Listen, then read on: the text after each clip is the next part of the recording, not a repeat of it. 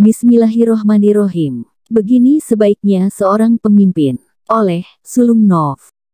Kemarin, Gubernur DKI Jakarta, Bapak Anies Rashid Baswedan mulai eksekusi pembatasan sosial berskala besar atau PSBB, yang akan berlangsung selama 14 hari ke depan, yakni sampai tanggal 23 April tahun 2020. Dasar hukumnya ditetapkan dalam Peraturan Gubernur Nomor 33 Tahun 2020.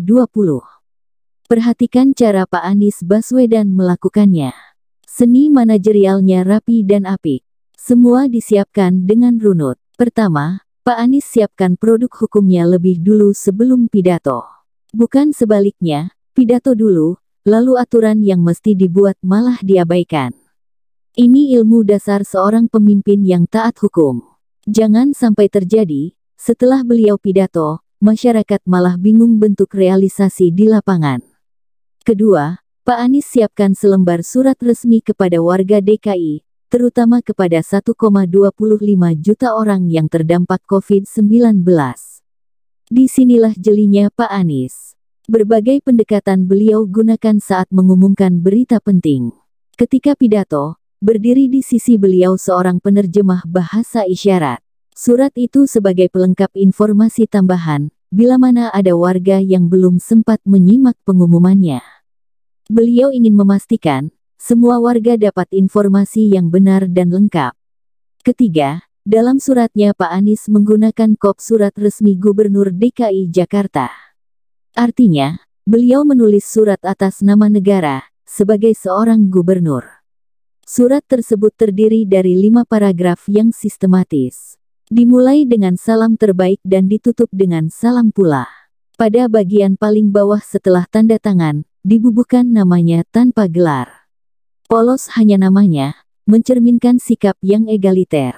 Keempat, tanggal surat tercantum sehari sebelum pelaksanaan PSBB yang dimulai pada hari Jumat yang berkah. Perhatikan kembali, Pak Anies menyapa warga dengan mendahulukan ibu, lalu bapak, jadi ibu bapak. Inilah teladan baginda Nabi Muhammad SAW, yang memuliakan kaum ibu atau wanita. Beberapa tahun yang lalu ketika aktif di dunia pendidikan, kami diajarkan demikian dalam menulis surat kepada orang tua murid.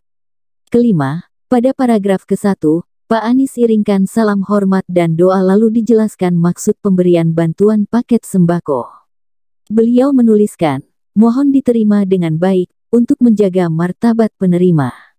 Tapi beliau tidak menuliskan bantuan dari Gubernur DKI Jakarta karena sadar asal uang yang digunakan. Melainkan ditulis dari Pemprov DKI Jakarta. Beliau telah mencontohkan cara seorang pemimpin yang fair.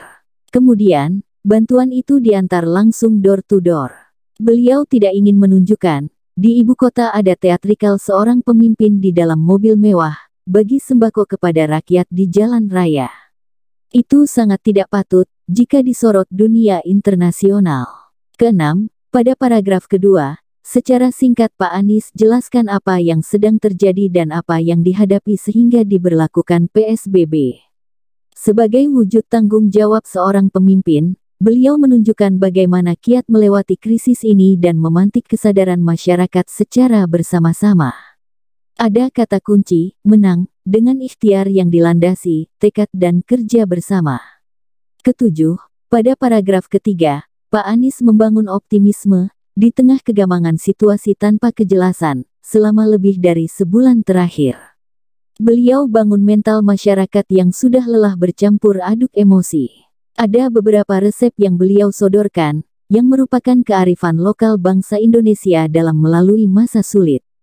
Beliau tegaskan lagi di paragraf keempat, negara tidak akan meninggalkan rakyat. Sungguh menyentuh.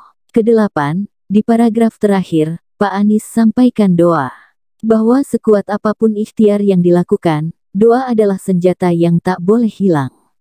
Kun fayakun. Selain itu, sebagai wujud apresiasi kepada tenaga kesehatan, dokter, dan perawat, mewakili Pemprov dan warga DKI, Pak Anies juga memohon doa untuk mereka, untuk Jakarta, dan untuk kita semua.